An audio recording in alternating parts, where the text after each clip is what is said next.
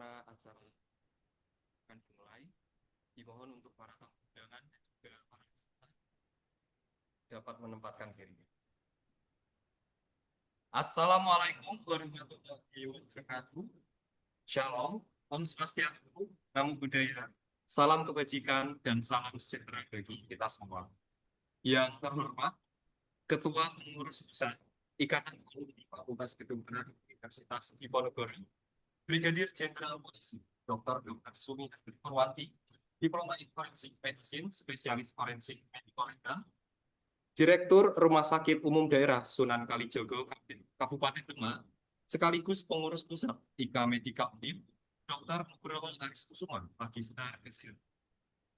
Yang kami hormati, narasumber kita, Dr. Aruman Yudanto Aribowo Binarsono, spesialis jantung dan pembuluh darah, konsultan, Fellow of the Indonesian Heart Association, Fellow of the Asian Pacific Society of Cardiologists, Fellow of the Asian Society of Cardiovascular Cardiology. Yang kami hormati pula seluruh pengurus serta anggota KKI Fakultas Kedokteran Universitas Diponegoro, moderator kita, Saudari Brigita Aurelia Taulin, serta seluruh peserta webinar, para dokter, dokter gigi, perawat, bidan, apoteker, tenaga kesehatan masyarakat, serta seluruh tenaga medis dan tenaga kesehatan dari berbagai bidang dan jenjang yang tidak dapat kami sebutkan satu persatu. Puji syukur kita panjatkan kehadiran Tuhan Yang Maha Esa karena atas nikmatnya kita dapat berkumpul dalam acara webinar alumni mengajar dengan topik jantung berdebar, sensasi biasa atau tanda bahaya. Sebelum kita melanjutkan acara, izinkan saya untuk memperkenalkan diri. Perkenalkan, saya Haikal Landel, selaku Master of Ceremony yang akan membantu jalannya acara pada pagi hari ini. Selanjutnya, untuk menumbuhkan rasa nasionalisme, marilah kita bersama-sama menyanyikan lagu kebangsaan Indonesia Raya, dilanjutkan dengan himne Universitas Diponegoro. Kepada operator, silakan untuk menyiapkan lagu, serta kepada para hadirin kami persilakan untuk berdiri.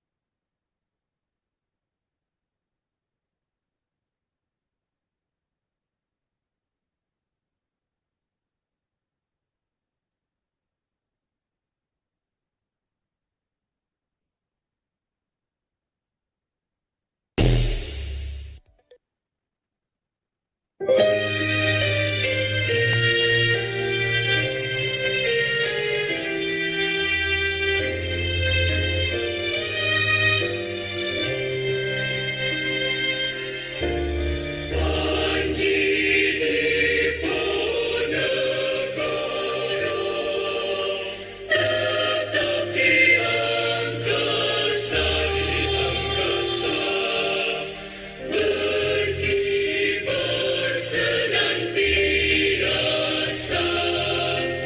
teladan utama, api semangat menyala, akar dalam dada, jayalah Diponegoro,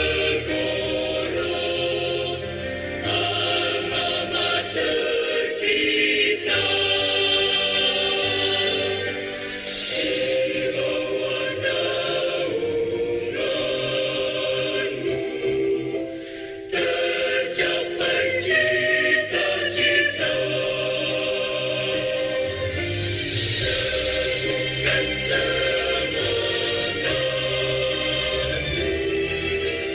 menjunjung nusa bangsa. Semoga abadi jiwamu, bertata di kalbu.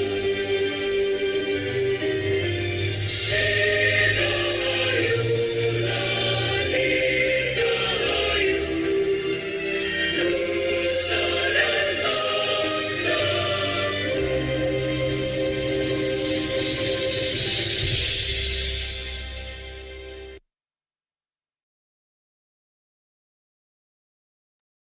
Baik, hadirin dipersilahkan untuk duduk kembali. Selanjutnya, kita akan mendengarkan sambutan dari Ketua PPIK Medika Undip kepada Brigadir Jenderal Polisi Dr.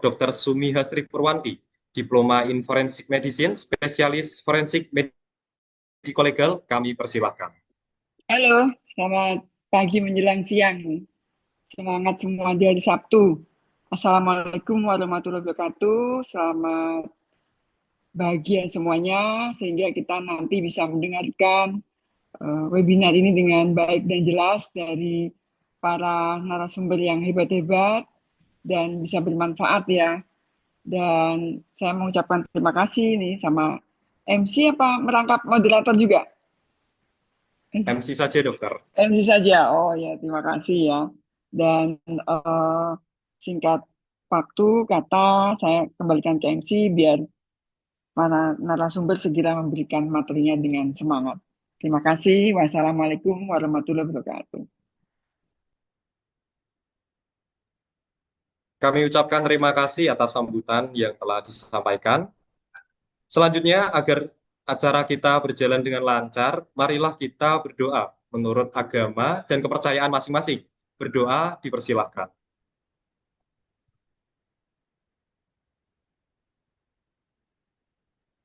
Berdoa dilanjutkan di hati masing-masing.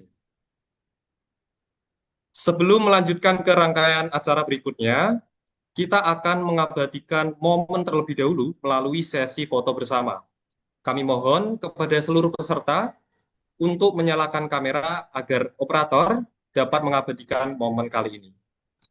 Kepada operator, kami persilahkan untuk memandu sesi ini.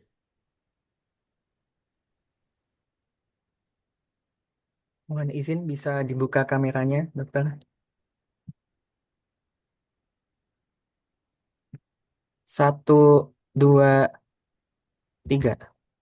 1, 2, 3. Baik, dokter. Terima kasih.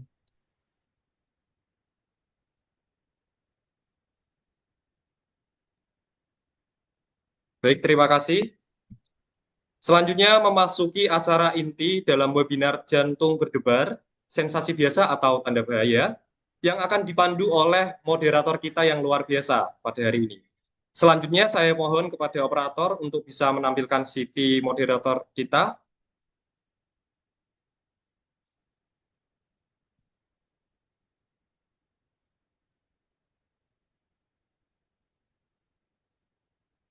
Okay, allow me to briefly introduce our moderator for today.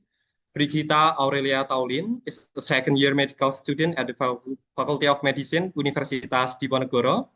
She has been actively involved in research, particularly in topics such as malaria prevention and the use of zinc supplementation. And also, she is active in organization, currently serving as staff of Externa at AMSA Undip 2025 until 2026 period, and has been involved in various student and leadership activities. In terms of achievement, she was awarded as Mawapres 1 Fakultas Kedokteran Universitas Diponegoro, along with several awards in national and provincial science and medical competition. Beyond academics, she has also received recognition such as Mbak Lingkungan Universitas Diponegoro 2025, Mbak Fakultas Kedokteran Universitas Diponegoro 2025, and Best Speaker Faculty of Medicine 2024. Okay, that's a brief introduction to our moderator today. And now I would like to hand over the session to our moderator, to Brigita Aurelia Taulin. The floor is yours. Terima kasih kepada Master of Ceremony, Haikal, atas pembukaan yang telah disampaikan. Selamat pagi dan salam sehat bagi kita semua. Yang terhormat, narasumber kita pada hari ini, Dr. Aruman Yudanto Aribowo, Binarso Mokhtar, spesialis jantung dan pembuluh darah konsultan, Fellow of the Indonesian Heart Association, Fellow of the Asia Pacific Society of Cardiology, and Fellow of the American Society of Cardiology, serta seluruh peserta webinar nasional yang saya banggakan. Perkenalkan, saya Brigita Aurelia Taulin, yang pada kesempatan kali ini akan bertindak sebagai moderator. Sebelum kita memulai kegiatan, saya ingin menyampaikan bahwa link Zoom pada kegiatan ini dapat diakses secara bebas. Namun, sertifikat dan SKP hanya akan diberikan kepada peserta yang telah terdaftar melalui LMS Pelataran Sehat dan memenuhi seluruh ketentuan yang berlaku. Oleh karena itu, saya menghimbau kepada seluruh peserta untuk memastikan telah terdaftar secara resmi. Selanjutnya, saya juga akan mengingatkan bahwa pretest telah dibuka sejak pukul 7:30 hingga pukul 11 WIB. Bagi peserta yang belum mengerjakan, saya persilahkan untuk segera mengerjakan pretest melalui akun masing-masing. Diharapkan pretest dapat diselesaikan sebelum penyampaian materi agar tidak mengganggu jalannya kegiatan webinar. Sebelum kita memasuki sesi ini, izinkan saya sedikit mengatakan topik yang akan kita bahas hari ini. Keluhan jantung berdebar atau palpitasi merupakan salah satu keluhan yang cukup sering kita temui, baik di layanan kesehatan primer maupun di instalasi gawat darurat. Menariknya, keluhan ini sering dianggap sebagai sesuatu yang ringan, padahal dalam kondisi tertentu terdapat gejala dan juga tanda awal gangguan irama jantung atau aritmia yang berpotensi serius. Disinilah peran kita sebagai tenaga medis yang menjadi sangat penting, terutama dalam melakukan penilaian awal, membedakan kondisi yang masih fisiologis dengan yang berbahaya, serta menentukan langkah tata laksana yang tepat. Oleh karena itu, melalui webinar ini, kita akan bersama-sama memperdalam pemahaman terkait pendekatan klinis terhadap jantung berdebar. Selanjutnya, saya akan izin memperkenalkan narasumber kita pada pagi hari ini. Untuk operator, mohon ditampilkan CV dari narasumber.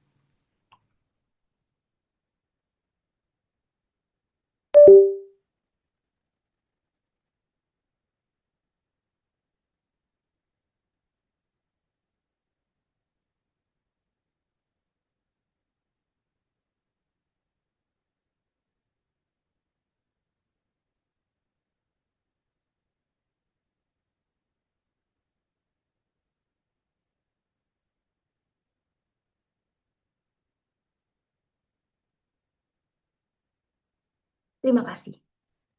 Narasumber kita merupakan seorang dokter spesialis jantung dan pembuluh darah konsultan yang saat ini aktif sebagai staf medis di Departemen Kardiovaskular RSUP Dr. Karyadi Semarang, serta staf pengajar di bagian kardiologi dan kedokteran vaskular Fakultas Kedokteran Universitas Diponegoro. Beliau juga merupakan anggota dari berbagai organisasi kardiologi internasional, di antaranya European Society of Cardiology, Indonesian Heart Rhythm Society, serta Asia Pacific Heart Rhythm Society. Dalam organisasi profesi, beliau pernah menjabat sebagai Sekretaris Perki Cabang Semarang periode 2022 hingga 2025. Dan saat ini menjabat sebagai Ketua Perki Cabang Semarang periode 2025 hingga 2028. Selain itu, beliau juga menjabat sebagai Ketua Bidang Medis Yayasan Jantung Indonesia Cabang Kota Semarang, serta Sekretaris 2 IKA Medika FK Undip. Dari sisi pendidikan, beliau menyelesaikan pendidikan dokter umum di Fakultas Kedokteran Universitas Diponegoro pada tahun 2006, kemudian dilanjutkan pendidikan spesialis jantung dan pembuluh darah di institusi yang sama dan lulus pada tahun 2013. Beliau juga aktif mengikuti berbagai pelatihan dan fellowship, di antaranya pelatihan penanggulangan penyakit kardiovaskular di Kementerian Kesehatan, fellowship aritmia di RS Harapan Kita, serta fellowship internasional di Singapura dan Jepang dalam bidang kardiologi dan aritmia. Berikut adalah CV moderator dan juga dari narasumber. Terima kasih atas perhatian dari para peserta, dan tanpa berlama-lama lagi, kami akan mempersilahkan kepada Dr. Aruman Yudanto Aribowo Binarso Mokhtar, spesialis jantung dan pembuluh darah konsultan, Fellow of the Indonesian Heart Association, Fellow of the Asia Pacific Society of Cardiology, Fellow of the American Society of Cardiology, untuk menyampaikan materi dengan judul Jantung Berdebar, Sensasi Biasa atau Tanda Bahaya. Kepada dokter, waktu dan tempat saya persilahkan. Terima kasih atas perkenalan yang hangat dari moderator, dan terima kasih kepada moderator, MC, dan Bu Ketua yang telah membuka acara, dan kepada IKA Medika yang telah memberikan kesempatan kepada saya untuk mengisi acara pada alumni mengajar. Mohon izin untuk slide-nya dibantu di share.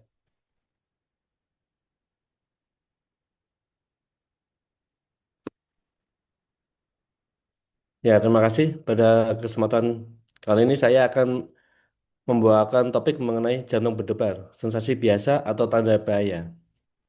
Slide. Sebelumnya perlu kita ketahui mengenai sistem konduksi jantung. Mengenai sistem konduksi jantung pada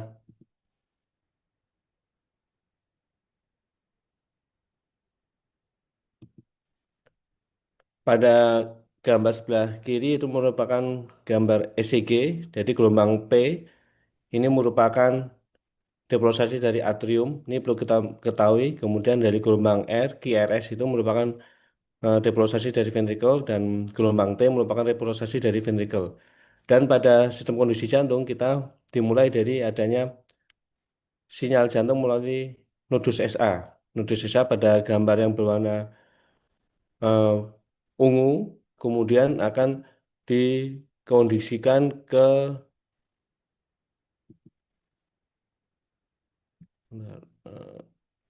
pointer.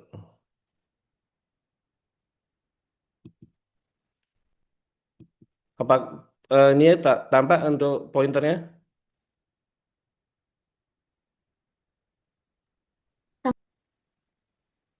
Garisnya garisnya apa terlihat?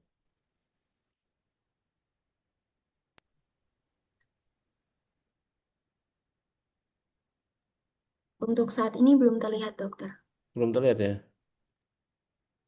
Nah,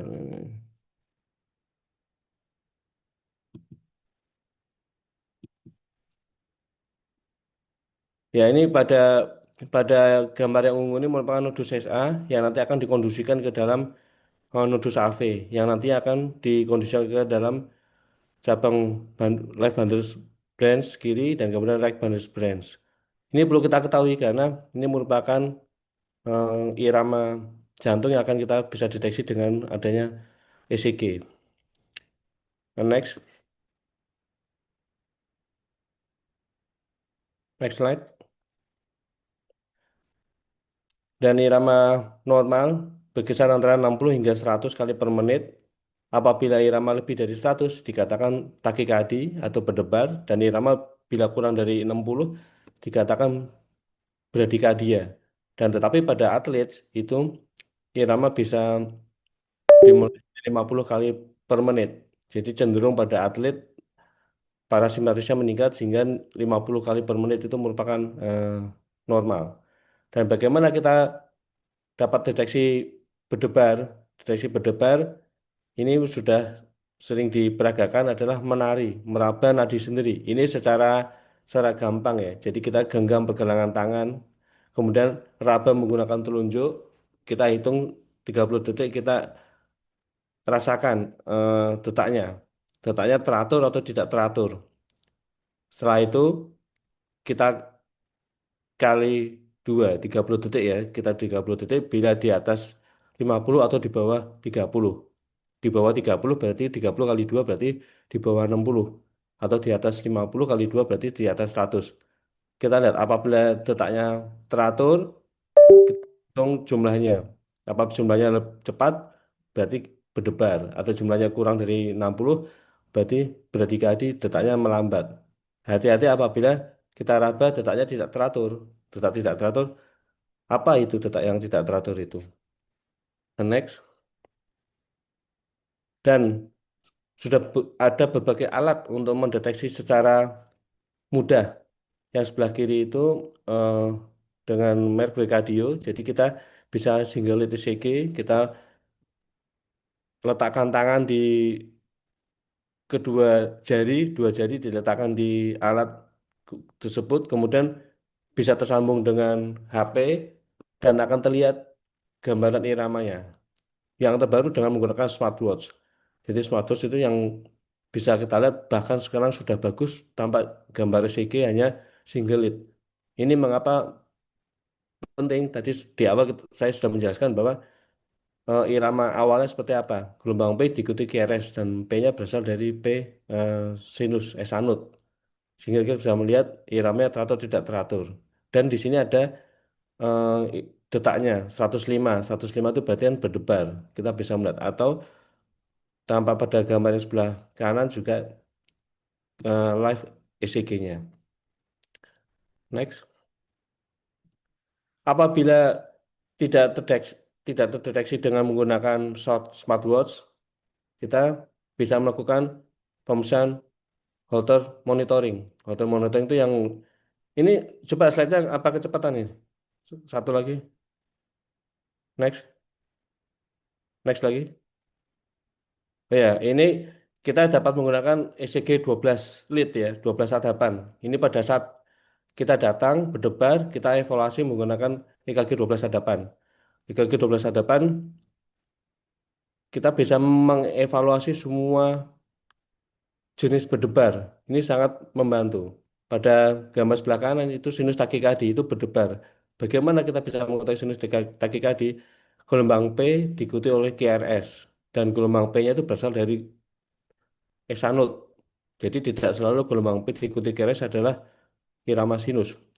Dan bagaimana kita bisa mengetahui bahwa irama sinusnya itu berasal dari eksanut? Kita melihat dari gelombang P di lead 23 AVF-nya itu positif dan negatif di AVR atau bifasik di V1. Dan rate-nya biasanya kalau sinus takikadi di atas 100 tetapi kurang dari 150. Apabila gelombang P diikuti QRS tapi lebih dari 150, kita pikirkan apakah itu eh, irama berdebar yang tidak normal. Dan ini pemasangan ECG mungkin beberapa koas dan dokter umum sudah diajarkan caranya dan jangan terbalik ya pemasangan ECG karena kalau misalnya terbalik nanti kita bisa melihat asisnya gelombangnya juga bisa saja terbalik sehingga kita salah menginterpretasikan. Dan pada saat membaca ECG juga kita harus memperhatikan dari em, ini ya milimeternya ya. Kita biasa menggunakan 25 milimeter. Apabila kita settingnya salah, jadi tampaknya berdikadi. Padahal sebenarnya itu kita setting 50 atau 100. Kemudian juga dengan ketinggiannya ini harus harus 1, jangan setengah. Jadi kita bisa melihat semuanya. Mungkin kita kembali sebelumnya, slide sebelumnya. Dan apabila dalam 12 lead sadapan masih belum tertangkap, kita bisa lakukan dengan pemeriksaan Holter monitoring. Holter monitoring itu sekarang banyak, bisa 1 hari, 2 hari, bahkan sampai 7 hari. Ini yang kita gunakan bila berdebar, kemudian datang ke klinik itu pas tidak berdebar. Dok, saya berdebar, dok. Tapi pada saat datang ke saya, ke dokter, dicek dengan ECG atau dengan saturasi, ternyata tidak berdebar. Tapi saya sering berdebar, dok. Ya, ini salah satunya bisa kita lakukan Holter monitoring 12 detik, bahkan yang baru ada yang modelnya kecil sekali seperti ini, kita bisa evaluasi selama 24 jam. Bisa sehingga ada yang 3 hari, ada yang 7 hari. Kita bisa melihat, oh jenisnya seperti apa. Next, next. Ya ini dari slogan dari Yayasan Jantung Indonesia juga ternyata pernah menampilkan seperti ini. Benarkah jantung berdebar selalu berbahaya? Mitos, jantung berdebar berarti selalu tanda penyakit berbahaya. Ternyata ada juga berdebar yang sinus takikadi ya, berdebar yang normal sinus takikadi bisa oleh karena stres atau cemas, kemudian mengkonsumsi kafein atau rokok berlebihan, aktivitas fisik, biasanya cenderung berdebar. Tapi apabila disertai dengan keluhan-keluhan seperti nyeri dada, sesak nafas atau pingsan, jantung penyakit jantung sebelumnya kita perlu waspada ya, perlu evaluasi lebih lanjut. Next. Ya ini pada sinus takikadi ternyata ada periode merupakan proses fisiologis ya atau patologis. Jadi ini paling sering nih berdebar-debar karena fisiologis. Kalau kita aktivitas pasti akan berdebar. Justru kalau pada kita aktivitas berolahraga tetapi irama jantungnya menurun itu justru malah kita perlu evaluasi lebih lanjut. Kemudian cemas, biasanya cemas, ketemu dosen, takut mau ujian itu biasanya berdebar-debar kita evaluasi berdebarnya seperti apa. Dan kemudian stres, kemudian pada uh, bayi biasanya juga cenderung lebih tinggi. Ada lagi yang berdebar sinus kaki oleh karena demam. Biasanya demam itu kompensasinya uh, berdebar-debar. Kemudian infeksi, kemudian sepsis, tanda-tanda seperti itu. Kemudian anemia, nyeri, nyeri sering nggak? Nyeri biasanya timbulnya akan menyebabkan berdebar, gangguan tiroid. Kemudian ada beberapa lagi yang mungkin tanda-tanda pada jantung ya kardiak tamponade, pembuluh embolisme ini semua perlu kita evaluasi apakah tidak tidak selalu sinus takikadi itu langsung kita turunkan karena kita prinsipnya treat the patient bukan treat the number jadi tidak selalu oh ini berdebar cepat sinus takikadi langsung kita turunkan apabila itu merupakan kompensasi awal kita jangan turunkan karena itu biasanya sebagai kompensasi kita atasi penyebabnya oh dia berdebar karena demam ya kita atasi demamnya oh dia ternyata cemas-cemas ya kita jangan cemas itu bila kita evaluasi seluruhnya oh habis olahraga kemudian kita tensinya tinggi oh ternyata berdebar itu wajar olahraga cenderung berdebar next ya ini berdebar-debar ternyata kita bisa melihat berbagai jenis dari gelombang QRS-nya, sempit atau lebar. Kalau sempit biasanya QRS durasi kurang dari 120 milisecond. Ini perlu kita mengetahui bagaimana dengan ECG. Kemudian setelah sempit kita lihat kembali lagi reguler atau tidak reguler. Jadi yang di awal kita menggunakan menari kita lihat kalau detak jantungnya irreguler berarti duk duk duk itu reguler. Tapi kalau irreguler ya duk duk duk tidak tidak tidak teratur ya. Kemudian pada yang reguler, kita bisa ada berbagai macam ini. Sinus takikadi, ada takikadi, ada fata, AVT, AVN. Ini mungkin lebih detail ya, tapi mungkin kita hanya bisa mengetahui nice to know. Kemudian kalau irreguler yang paling sering adalah gangguan atrial fibrilasi. Jadi bila tidak teratur atrial fibrilasi kita perlu evaluasi lebih lanjut karena yang irregular atrial fibrilasi itu rata-rata ada faktor penyebabnya. Jadi bukan sesuatu yang fisiologis. Kemudian yang lebar, ya lebar kita pertama kali evaluasi bila reguler merupakan ventricular tachycardia atau jenis yang lainnya tuh, AVRT, antidromik. Dan irreguler kita ada berbagai macam. Ini gambar di sebelah ini apakah reguler atau tidak reguler dari gelombang ER-nya kita bisa menghitung. Biasanya kita bisa menggunakan jangka atau kertas ya. Dari R ke R kita kasih titik, kemudian kita geser-geser. Apabila tepat persis antara R ke R selanjutnya, itu berarti reguler. Tapi apabila kita menggunakan jangka, kita terus geser-geser atau kertas ternyata ada pergeseran sedikit dari R ke R intervalnya, berarti itu irreguler. Dan kalau kita QRS sempit ya, kita lihat dari Q, R ke S-nya itu sempit kurang dari 120, kalau lebar lebih dari 120. Next. Ya ini mungkin bagaimana tata laksananya. Tata laksana berdasarkan dari pedoman ESC dari Eropa mengenai berdebat-debat dengan QRS yang lambat. Jadi pertama ya kembali lagi slide sebelumnya teratur atau tidak teratur. Apabila teratur, kita pikirkan lagi gelombangnya. Biasanya nanti kita lihat rate-nya atau ada gelombang ini ya. Ada short RP atau long RP. Ini menentukan jenisnya. Apabila sempit tapi tidak teratur, berarti kita pikirkan paling sering adalah atrial fibrillasi. Atau ini ada jenis yang jarang mungkin ya, focal eti dengan verbal AV conduction atau multifocal eti. Ini nanti mungkin ada contohnya. Jadi bagaimana berdebar kita lihat gelombang R ke P-nya pendek atau R ke P-nya panjang. Apabila sangat pendek dari short ke RP-nya pendek, berarti kita jenis yang tipikal AVNRT. Next. Nah, ini ternyata berdebar-debar itu yang tidak normal banyak sekali jenisnya. Dan masing-masing jenis ini berbeda-beda penanganannya. Jadi bagaimana kita bisa mengerti, oh ini berdebar normal atau tidak normal.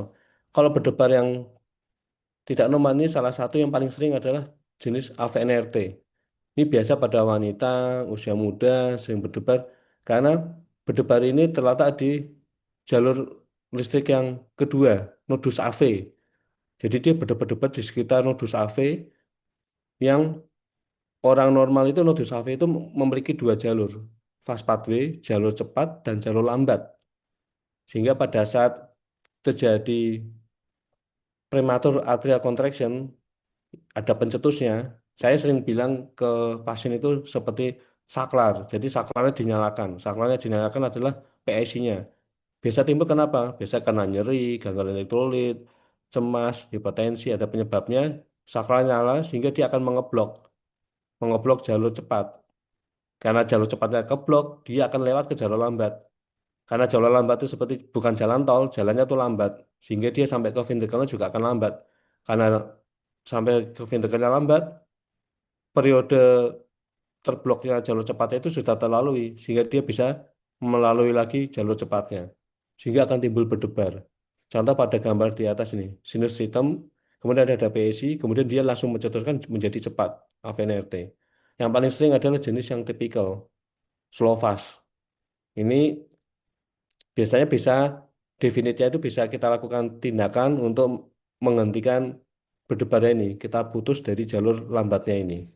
Yang jarang adalah yang atipikal ini. Ini termasuk tipe yang em, long RP.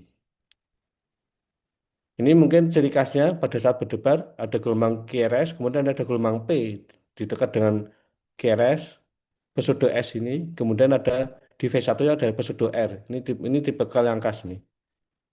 Next. Bagaimana dengan tata laksananya? Pada pasien kita bisa lakukan vagal manuver. Bila gagal kita berikan IV adenosin di rumah sakit karena dia ada IV adenosin itu sangat cepat. Kita ambil 6 miligram, kita bolus cepat, kemudian kita flash dengan cepat, tangannya kita angkat. Dia dalam hitungan detik dia langsung berefek. Dia akan kembali langsung ke sinus. Apabila tidak berhasil, kita bisa berikan obat verapamil injeksi atau diltiazem injeksi. Ini mungkin jarang ada ya, tapi verapamil tablet ada, tapi yang kita sarankan injeksi atau beta blocker. Bila tidak stabil seperti ACLS ya kita lakukan synchronous coordination. Apabila tidak efektif, kita lakukan synchronous coordination. Ini pada kondisi akut ya, pada kondisi akut kita bisa lakukan itu. Next. Dan pada saat kondisi kronik yang dia sudah sering kumat berdebar, tetap kita bisa berikan obat per oral golongan kalsium channel blocker non dihidropyridin diltiazem atau verapamil atau dilakukan kateter ablasi kita putus yang tadi jalur lambatnya agar tidak berdebar lagi karena jalurnya sudah kita putus. Next. Ya ini contohnya nih. Jadi gelombang gelombang KRS sempit kemudian eh,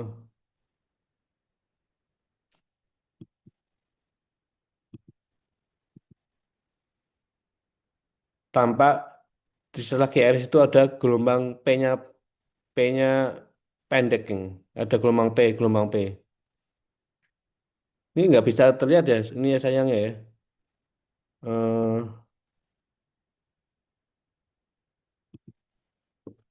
apa mouse-nya ya, karena saya nggak nyalakan sendiri, jadi mungkin mouse-nya nggak bisa terlihat ya. Dan setelah dekadovesi, gambar gelombangnya itu gelombang Reich-Bandel branch block (RBBB). Dan ini biasanya pada pada keres lebar seperti ini kita pikirkan pertama kali ventricle tachycardy. Ternyata ini merupakan basically-nya Reich-Bandel branch block, tetapi dia timbul berdebar tipe AVNRT yang slow fase yang paling sering. Next.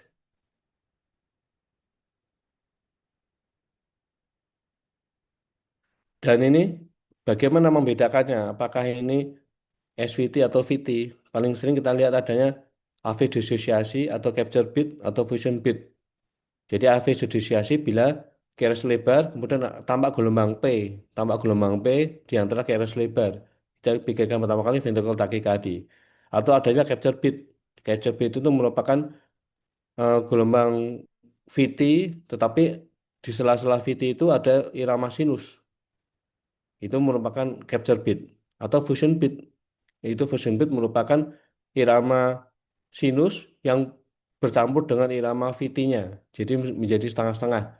Tidak sinus, ya tidak VT, jadi separuh-separuh.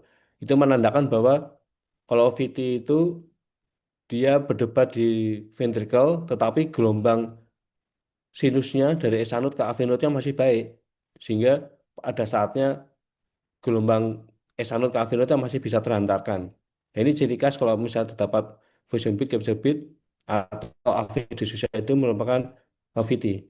Jangan pada pasien ini yang prekadovesi, itu setelah gelombang QRS itu tampak ada gelombang kecil, P kecil di bawah QRS.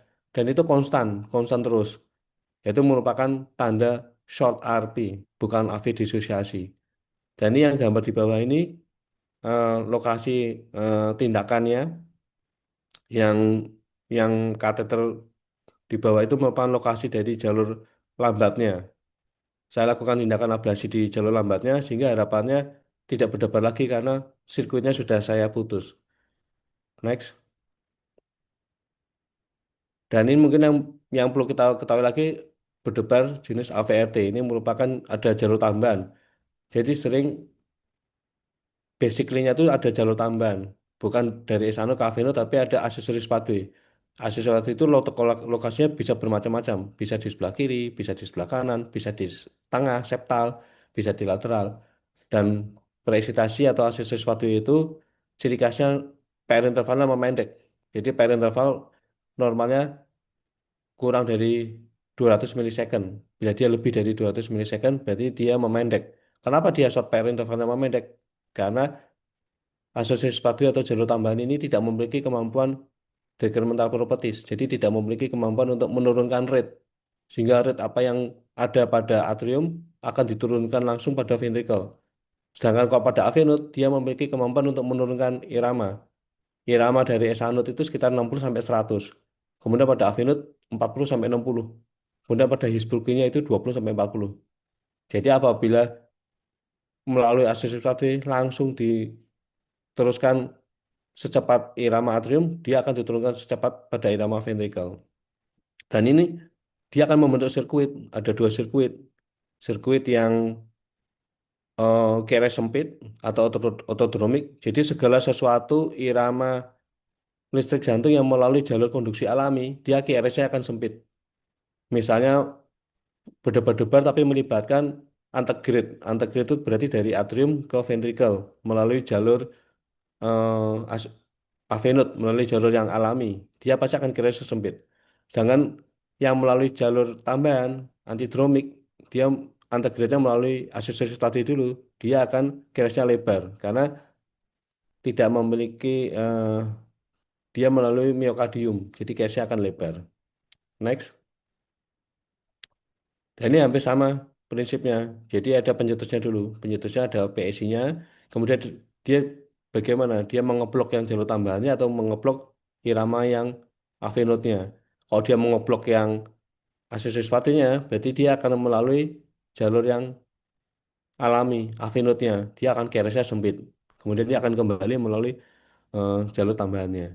Tapi kalau dia mengeblok AV node-nya, dia melalui jalur yang aksesoris sepatunya, dia keresnya akan lebar.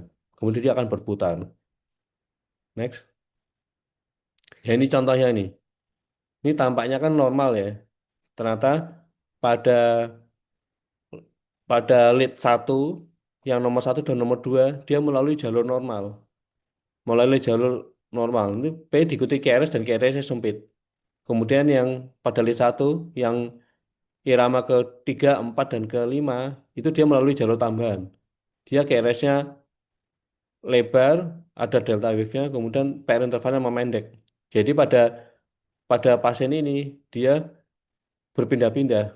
Kita lihat yang di atas ini ada tulisannya 101 bit per menit. Jadi pada saat dia berdebar, takikadi, dia melalui jalur irama yang normal, AV node.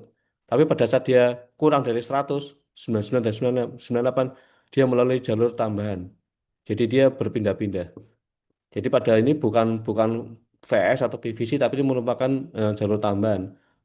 Dia kadang-kadang lewat AV node, kadang-kadang lewat aksesoris pathway. Next. Ini ini sama bagaimana terapinya pada saat kondisi akut. Sama kita lakukan vagal manuver, kemudian kita berikan pada yang KRS sempit ya, otodromi kita berikan adenosin. Bila tidak efektif, kita berikan verapamil atau diltiazem. Apabila KRS lebar, ini semua nggak ada di Indonesia nih obatnya. Ibutilit, procainamide, tidak ada di Indonesia. Mungkin yang ada ya amiodarone IV ya. Bila tidak efektif ya kita lakukan sinkronis kardioversi. Next. Tapi bagaimana pada kondisi yang akut, berdebar-debar sering kumat, kita bisa berikan tetap yang kira sempit kita berikan diltiazem atau verapamil bila berdebar. Kemudian ya ini definisinya lagi bisa kita lakukan kateter ablasi eh, kita rusak jalur tambahannya sehingga harapannya tidak ada perputaran berdebarnya. Next. Nah ini contohnya nih. Ini contohnya nih pada lead V1 pada semua lead ini tampak ada saya tulis itu 3,28 second. Ini berarti awalnya QRS-nya lebar. Awalnya QRS lebar, kemudian dilakukan ablasi dibakar di sirkuitnya yang jalur tambahnya, kemudian yang berikutnya itu tampak QRS-nya sempit. Itu berarti dia sudah jalur tambahannya itu sudah hilang, sudah diputus sehingga dia akan melalui jalurnya yang normal, tidak melalui jalur tambahan lagi. Next. Ini ini contohnya nih lokasinya jadi di beberapa bisa kita lakukan untuk penghentian berdebarnya. Next. Nah ini yang paling sering lagi berdebar tapi QRS-nya lebar. QRS lebar itu berdebar ini kita harus hati-hati. Ternyata mungkin eh, kayak seperti dokter umum atau koas ya eh, mengetahui ya. Selama ini kita hanya QRS lebar. Oh itu VT, ventricle tachycardia. Ternyata berbagai macam jenisnya.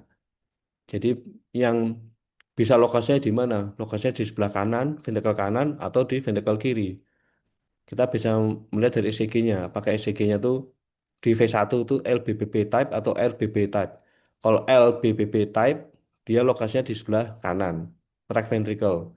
Tapi kalau VT-nya tuh RBBB type, dia di sebelah kiri. Ini ini mungkin lebih detail ya. Jadi tapi kita bisa belajar mengetahui. Kemudian kita lihat dari QRS-nya di 23 AVF. Kalau 23 AVF-nya itu QRS-nya positif ke atas, itu istilahnya inferior axis. Berarti dia berada di daerah atas, RVOT. Kita ke RVOT. Kemudian kita lihat dari zona transisi di V1, V2, V3.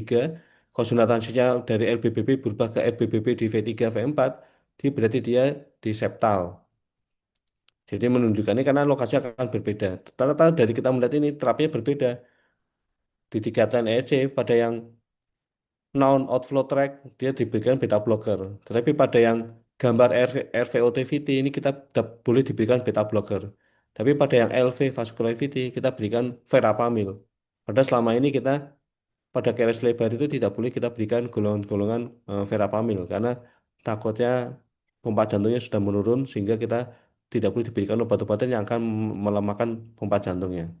Next. Ya ini pada kasus di Rumah Sakit Karyadi, dia berdebar-debar cepat seperti ini. Kita lihat ini, V1, V2, V3-nya ini FBBP. Jadi QRS-nya ke bawah, QRS-nya ke bawah. Tapi setelah di V4, dia QRS-nya ke atas. Kemudian 2-3 FF-nya, QRS-nya ke atas. Dan ini lokasinya di anterseptal RSVOT VT. Next. Ya, ini lokasinya. Ini lokasinya pada yang di atas ini, kateternya ini lokasinya yang gambar kateter yang di atas itu lokasinya eh, VT-nya. Kita lakukan di sini, harapannya nanti dia tidak timbul lagi berdebarnya. Next. Jadi kesimpulan bahwa berdebar itu tidak selalu merupakan proses patologis ya, terutama pada berdebar yang sinus takikardia. Jadi sinus takikardia itu merupakan gelombang berdebar yang lebih dari 100, tetapi dari ECG-nya itu P diikuti QRS dan reguler normal. Apabila sudah kita ketahui menggunakan smartwatch atau eh, alat yang lainnya, perlu kita lakukan tetap ECG 12 lead ya, 12 sadapan karena ECG 12 sadapan itu merupakan gold standar yang bisa kita ketahui tadi. Setelah kita lihat, ternyata kan berdebar-debar banyak jenisnya, bermacam-macam jenisnya, dan ternyata lokasinya juga bermacam-macam. Apabila dengan 12 sadapan masih belum bisa terdeteksi, mungkin karena jarang berdebarnya, kita bisa melakukan pemeriksaan Holter yang dapat kita lakukan lebih lama lagi, 24 jam atau 48 jam, supaya kita bisa mengetahui jenis berdebarnya. Jadi, perlu perlu kita ketahui bahwa berdebar yang fisiologis itu yang sering sinus takikardia, kita evaluasi. Kemudian berdebar yang tidak fisiologis itu tadi yang sudah saya jelaskan beberapa contoh-contoh ECG tata laksana itu yang berdebar tidak fisiologis. Ya. Terima kasih, semoga bisa membantu.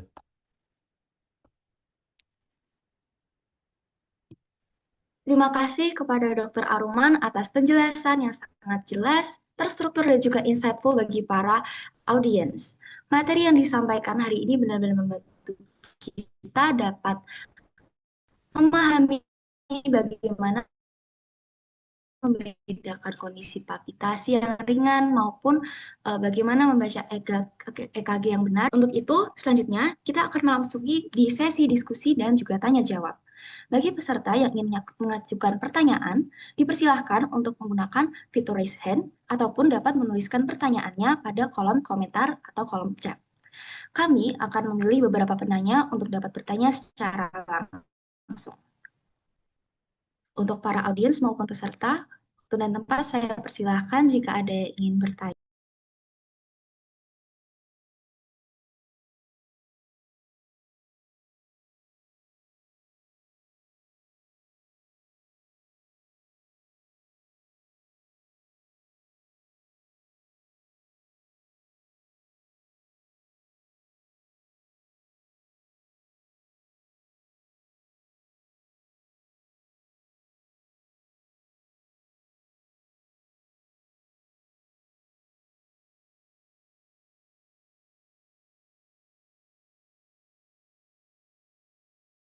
Serta mungkin izinkan saya dokter untuk mengajukan beberapa pertanyaan sehari-hari, terutama misalnya di IGD, apa pendekatan tercepat dan paling praktis untuk dapat membedakan palpitasi yang bersifat benign dengan yang berpotensi mengancam nyawa, terutama ketika fasilitas diagnostik itu terbatas.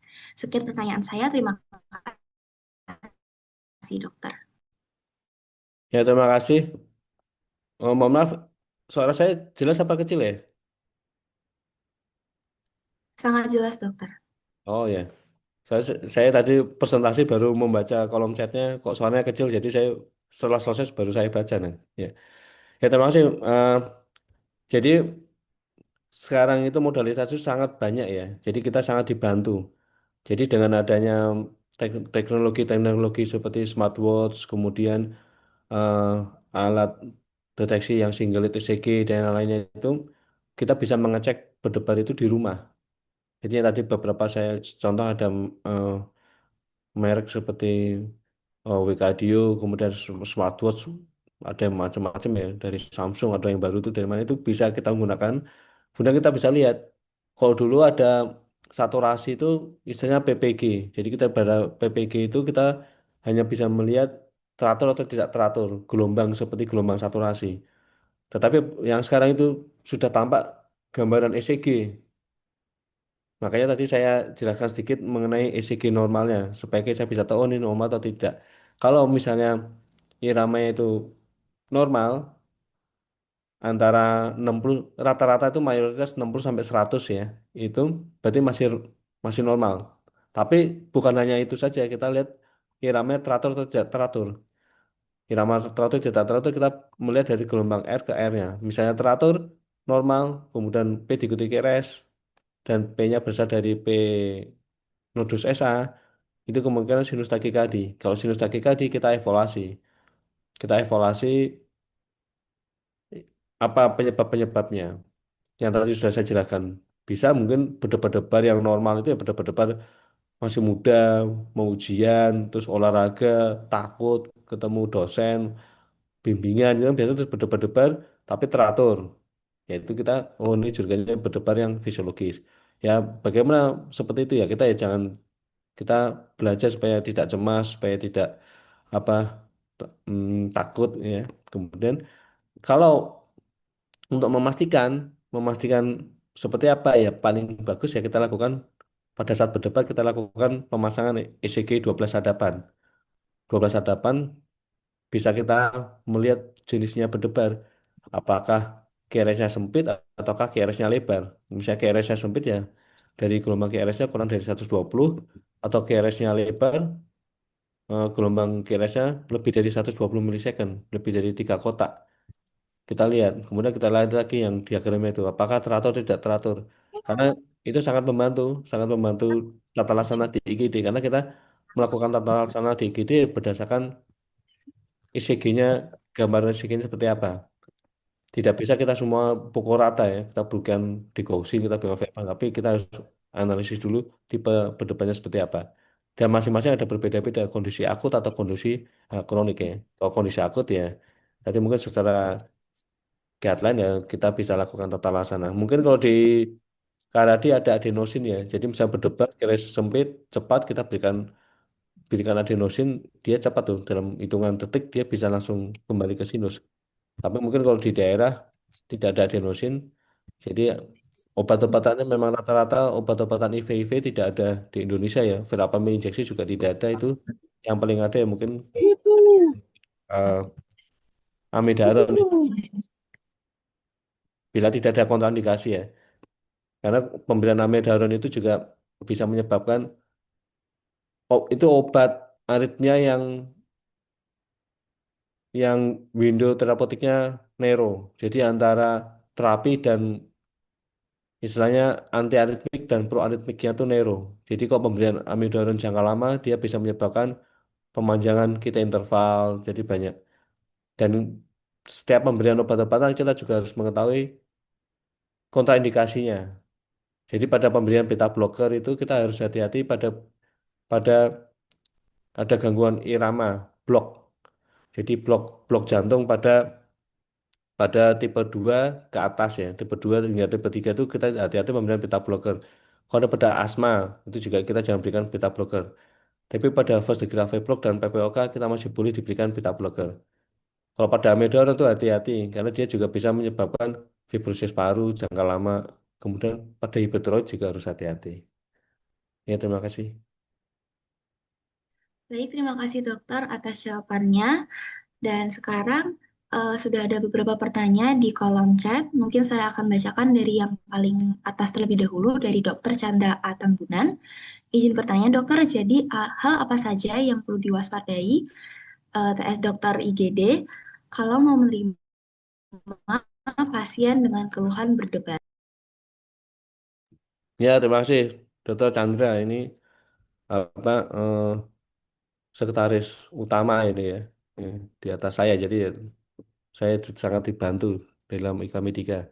Jadi memang pada pasien keluhan berdebar di IGD apa yang perlu diwaspadai? Itu kembali lagi kita selain kita melihat pertama kan gini, berdebar atau tidak berdebar kan kita harus bisa bisa membuktikan secara objektif ya. Karena kadang-kadang, dok saya berdebar, benar nggak berdebar atau tidak?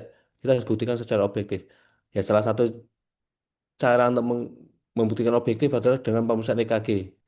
EKG 12 hadapan, 12 lead. Kita pasang EKG, tapi memang kelemahan EKG 12 lead kan hanya sesaat. Jadi pada saat kita pasang itu berapa saat, ya pada saat itu kita rekam. Tapi ternyata pada saat itu tidak berdebar, nggak, kita tidak bisa bilang berdebar. Makanya tadi ada salah satu, bila dia berdebar tapi itu tidak tekan berdebar, kita bisa lakukan yang lebih lama lagi. Dengan Holter monitoring, bisa 24 jam atau 48 jam atau 72 jam. Setelah itu, kembali lagi, kita bukan hanya menangani berdasarkan ECG atau angka saja, tapi kita klinis ke pasien. Kita tanya semuanya, apakah ada keluhannya, nyeri dada, sesak nafas, kemudian apakah ada faktor risiko yang lainnya, apakah ada riwayat pemberian obat jantung sebelumnya, kemudian apakah riwayat ada serangan jantung sebelumnya, kemudian kalau berdebar-debar juga harus hati-hati, kita perlu evaluasi adanya tiroid, adakah hipertiroid atau tidak, gangguan elektrolit itu, jadi kita harus bisa mengevaluasi semuanya, karena kita bila berdebar kita bisa kita atasi berdebarnya bila itu patologis, kemudian kita atasi penyebabnya. Penyebabnya apa? Sehingga harapannya definit berdebarnya teratasi. Tadi beberapa contoh yang tindakan-tindakan ablasi itu tindakan-tindakan yang definit yang bisa menghentikan berdebarnya, tetapi berbeda-beda jenisnya. Jadi kita harus bisa mengevaluasi dari ICG 12 lead. Kemudian eh, bila yang fisiologis, yaitu yang tadi saya jelaskan itu sinus takikardia, ya kita tidak selamanya harus kita berikan obat-obatan. Pada sinus takikardia ya kita atasi eh, pencetusnya, pencetusnya seperti apa. Kita misalnya dia terus infeksi, ya kita atasi infeksinya. Tapi sebenarnya sinus takikardia itu kompensasi awal, tetapi kalau dia terlalu lama berdebar sinus takikardia, dia juga akan mempengaruhi. Karena pada saat pengisian ke ventrikel kiri, ke bilik kiri, itu pada saat fase pengisian itu pada fase diastolik. Sehingga bila sinus takikardi terlalu cepat, lama-lama fungsi diastoliknya itu akan berkurang. Sehingga akan yang mengisi ke ventrikel kiri akan berkurang, walaupun pompa jantungnya bagus, tetapi juga akan lama mengalami keluhan, cepat lelah, lemas. Karena apa? Karena yang yang diisi ke ventrikel kirinya berkurang. Karena pada saat pengisiannya berkurang. Jadi berdebar-debar itu menyebabkan fase diastolic filling time bahasanya Inggrisnya itu berkurang. Sehingga yang mengisi ke ventrikel kiri berkurang. Akibatnya ada keluhan. Jadi walaupun itu sebagai kompensasi awal ya, jangan kita misalnya oh ini berdebar sinus tachycardia karena sepsis ya kita harus atasi sepsisnya. Kita atasi inflamasinya. Tapi kalau misalnya terus dia karena infeksi kemudian kita berdebar-debar kita turunkan berdebar-debarnya justru itu kompensasi awal. Nanti juga tidak akan perbaikan. Ya, terima kasih. Terima kasih dokter untuk jawabannya yang sangat memuaskan. Dan selanjutnya saya akan lanjut ke penanya berikutnya dari Bapak Tri Agus Tri Joko Suseno. Pertanyaannya adalah, dalam era wearable electrocardiogram dan smartwatch yang semakin sensitif, apakah kita sedang overdiagnosing palpitations, menemukan aritmia yang secara klinis tidak pernah akan menjadi masalah? Ya, eh, ini Bapak kalau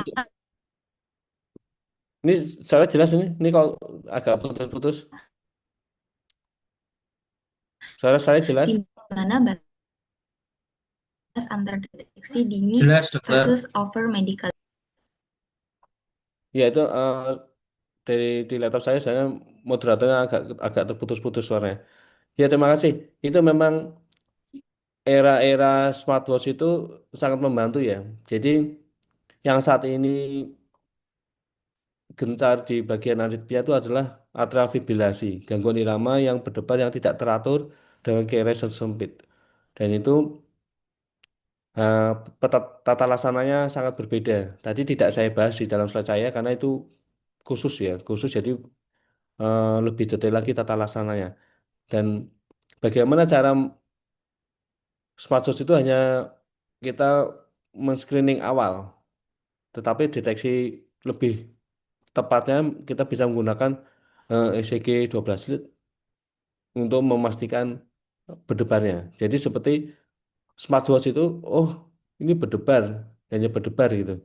Tapi berdebarnya seperti apa? Itu harus kita evaluasi.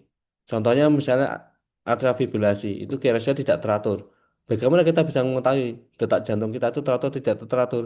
Ya paling cepat kita bisa menggunakan smartwatch atau menggunakan device-device yang single lead ECG. Oh ini tidak teratur nih ECG-nya.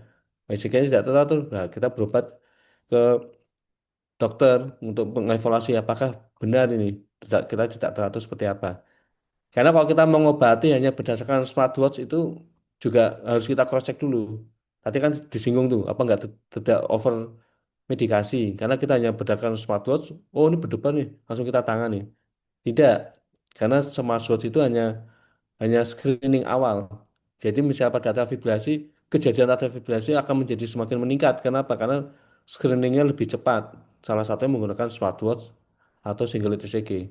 Kalau kita screeningnya hanya menggunakan ECG 12 lead kan butuh waktu. Satu harus ke klinik, kemudian harus dipasang oleh tenaga medis. Dengan smartwatch kita bisa melihat nih deteksi nih. Oh ini kok saya berdebar-debar ya? Saya lagi lari berdebar-debar. Kita lihat smartwatch. Lihat sekarang smartwatch yang canggih-canggih itu bisa tampak gambaran ECG. Ya ECG bisa kita lihat, oh ini normal nih, oh ini tidak normal nih. Tapi begitu, oh kok tidak ada gelombang P-nya, irama tidak teratur, wah ini jangan-jangan atrial fibrillasi nih. Ya berobat ke klinik. Tapi jangan kita langsung mengobati menggunakan smartwatch karena kita harus buktikan dulu apakah benar berdebatnya seperti itu. Karena masing-masing berbeda-beda. Seperti atrial fibrillasi penyebabnya macam-macam itu. Bisa mitral stenosis karena sumbatan kartu mitral, penyempitan kartu mitral, bisa kan hipotiroid, bisa kan hipertensi, bisa kan diabetes. Kalau kita sudah tahu berdebat seperti ini, baru kita evaluasi apa penyebab berdebatnya tersebut. Satu, kita tangani berdebarnya, kemudian kita tangani penyebabnya. Seperti atrial fibrillasi tersebut juga tidak semata-mata berdebar-debar cepat itu harus kita turunkan.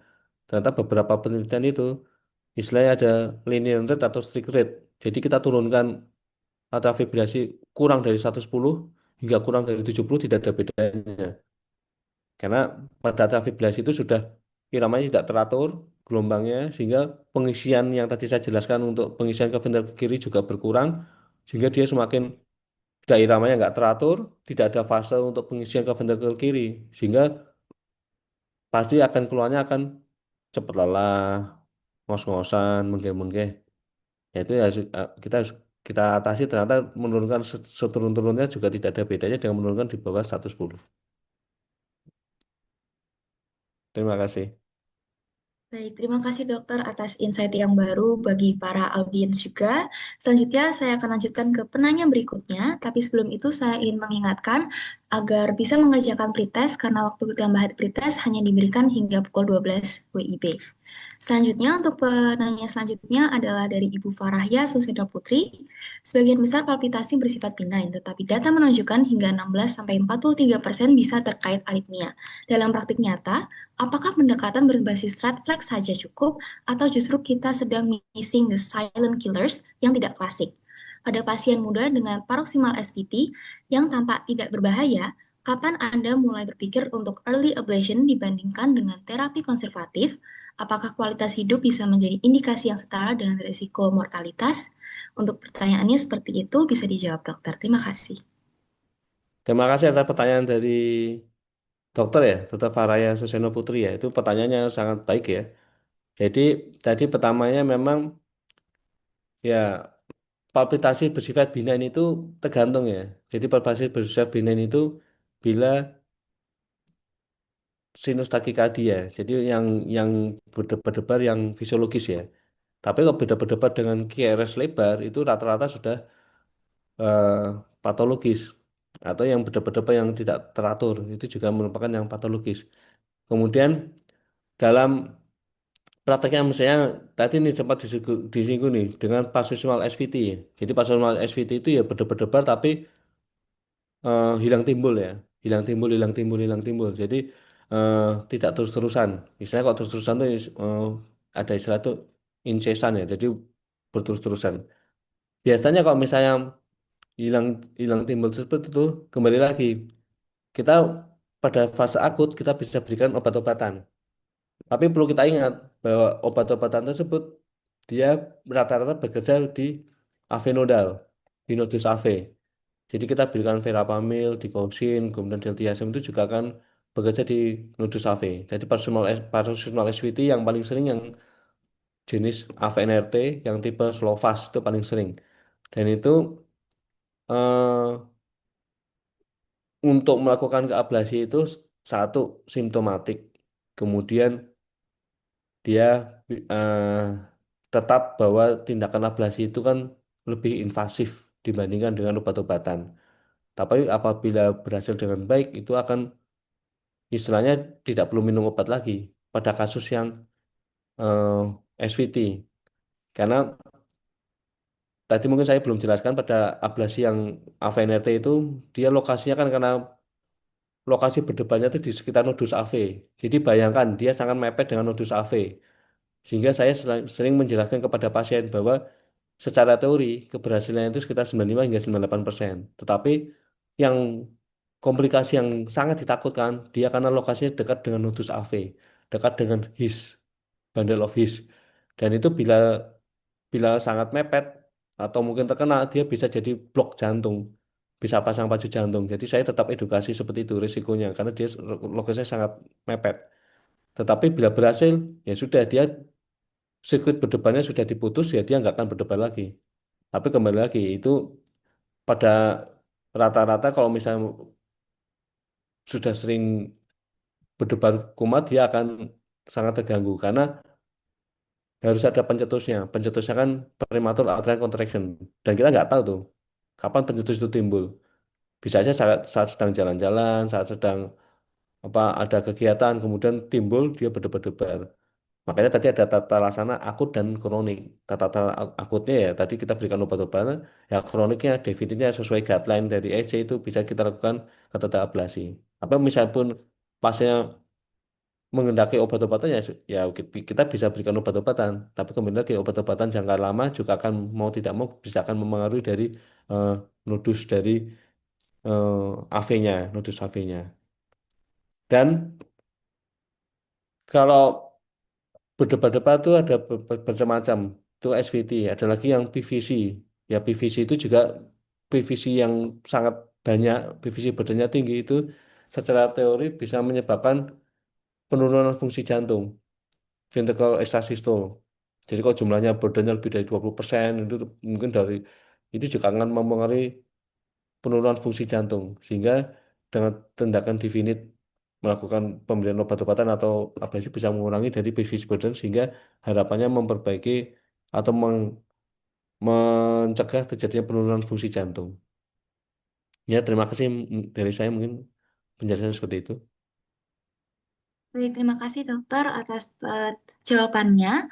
Dan mungkin karena keterbatasan waktu, saya akan memberikan kesempatan untuk penyanyi terakhir, yaitu dari username WSN_unikal. Izin bertanya dokter, kalau berdebar yang sebelumnya belum pernah dialami, tapi masih dalam range 60-100 ppm, dan terjadi waktu tensi naik, disertai pusing, lemas, indikasinya apa ya dokter? Berikut pertanyaannya, bisa Ya, dijawab. ya terima kasih. Itu tadi sebenarnya berdebar itu lebih dari 100 ya. Jadi kalau misalnya 60 sampai 100 itu masih dalam range normal. Jadi kadang-kadang kembali lagi yang saya jelaskan bila kita mendapat keluhan berdebar, kita pastikan dulu benar nggak berdebar. Karena kadang-kadang persepsi orang berbeda-beda. Saya mengeluh berdebar, ternyata masih range normal, 60 sampai 100. Tapi bila lebih dari 100 itu berarti berdebar. Setelah itu kita evaluasi berdebarnya jenisnya seperti apa. Apakah berdebar yang tadi saya jelaskan fisiologis, sinus takikardia atau berdebar yang patologis. Karena berdebar itu bermacam-macam jenisnya. Bahkan tadi saya bisa menjelaskan itu kan ternyata insight kita bisa lebih banyak lagi ya. Tadi jenisnya kan tadi banyak sekali ada jenis yang AVRT, AVNRT. Belum tadi saya menjelaskan yang atrial tachycardia. Jadi sangat banyak jenis berdebarnya. Jadi pertama kita harus evaluasi berdebarnya rate-nya berapa.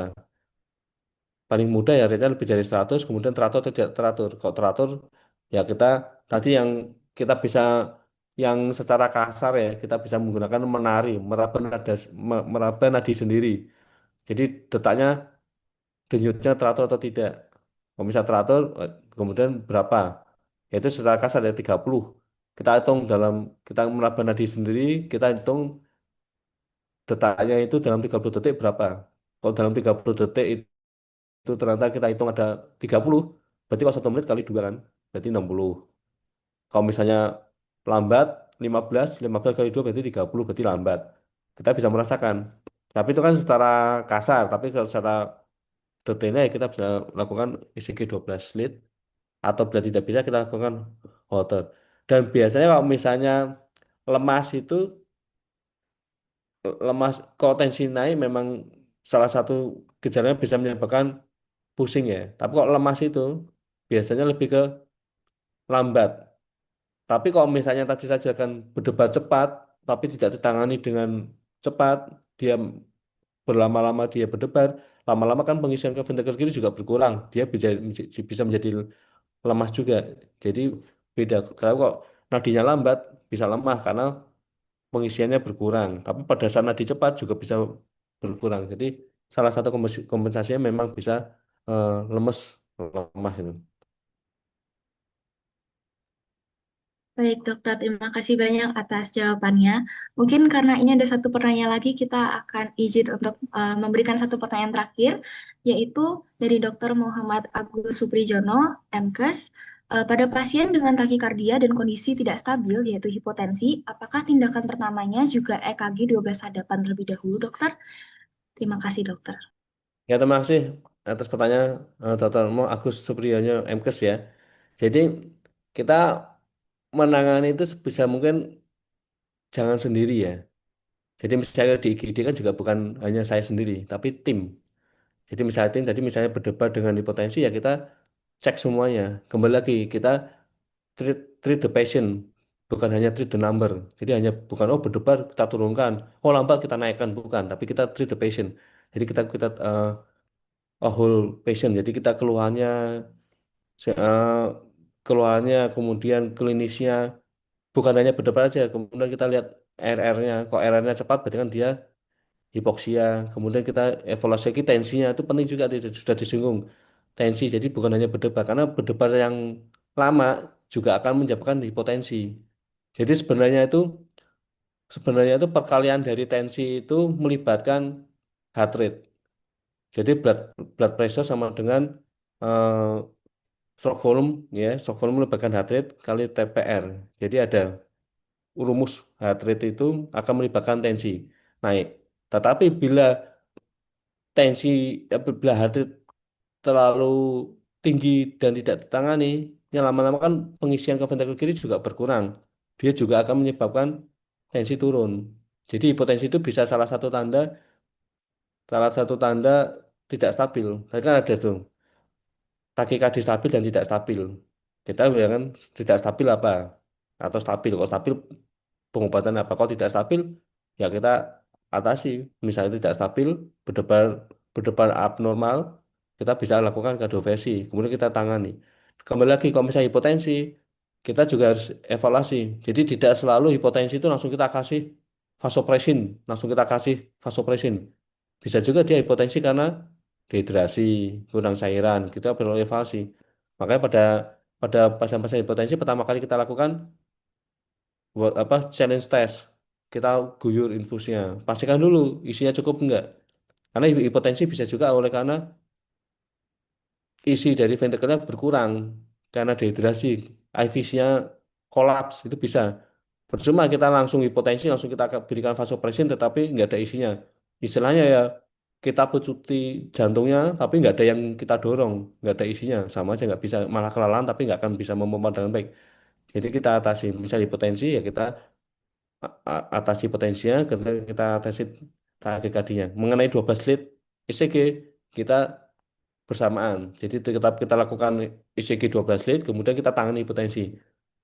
Jadi kok bisa kita serentak ya, bukan terus ECG 12 lead, habis itu kita atasi hipotensi, kok bisa kondisi seperti itu ya kita jalannya bersama karena kita di IGD itu kita sebagai tim, bukan sebagai individu. Ya, terima kasih. Baik, terima kasih banyak Dokter Aruman atas jawabannya yang sangat memuaskan bagi para audiens juga, sehingga pertanyaannya dapat terjawab dengan baik. Atas keterbatasan waktu, sesi tanya jawab ini akan saya akhiri hanya sampai di sini. Tentunya saya mengucapkan terima kasih banyak kepada Dokter Aruman yang telah menyampaikan materinya dengan sangat baik dan juga menjawab pertanyaan dari audiens, serta kepada para peserta atas antusiasme dan juga pertanyaan yang telah disampaikan. Nantinya, kepada 4 penanya akan mendapatkan door prize, yaitu dari Dr. Agustri Joko Suseno, Dr. Parahya Suseno Putri, dari username WSN_Udika, dan juga dari Dr. Muhammad Agus Suprijono MKes, nanti dapat menghubungi Mbak Sinta selaku Sekretariat IKA Medika FK Undip. Baik, sebelum kita menutup kegiatan pada pagi hari ini, saya ingin mengingatkan kepada seluruh peserta untuk juga dapat mengerjakan post-test melalui akun LMS Pelataran Sehat masing-masing. Sebelum menutupi ini, saya juga akan menyimpulkan bahwa keluhan jantung berdebar tidak selalu merupakan kondisi yang ringan. Namun juga dapat menjadi tanda adanya gangguan irama jantung yang juga tentunya serius. Oleh karena itu, diperlukan pemahaman yang baik dalam melakukan penilaian awal untuk mengenali tanda bahaya serta menentukan tata laksana yang tepat. Saya selaku moderator mengucapkan terima kasih yang sebesar-besarnya kepada Dr. Aruman sebagai narasumber atas ilmu yang telah dibagikan pada hari ini. Saya selaku moderator juga memohon maaf apabila terdapat kekurangan dalam memandu jalannya diskusi. Selanjutnya, saya kembalikan waktu dan tempat kepada Master of Ceremony untuk memandu jalan acara berikutnya. Terima kasih. Wassalamualaikum warahmatullahi wabarakatuh. Baik, luar biasa. Kami mengucapkan terima kasih yang sebesar-besarnya kepada narasumber kita atas ilmu yang luar biasa juga, serta kepada moderator yang telah memandu jalannya diskusi dengan sangat baik. Tidak lupa kami juga mengapresiasi seluruh peserta webinar yang telah berpartisipasi aktif dan antusias dalam mengikuti rangkaian acara dari awal hingga akhir. Semoga ilmu yang telah dibawakan dapat kita peroleh untuk menambah wawasan dan juga dapat kita aplikasikan dalam praktik dan pelayanan kesehatan ke depannya.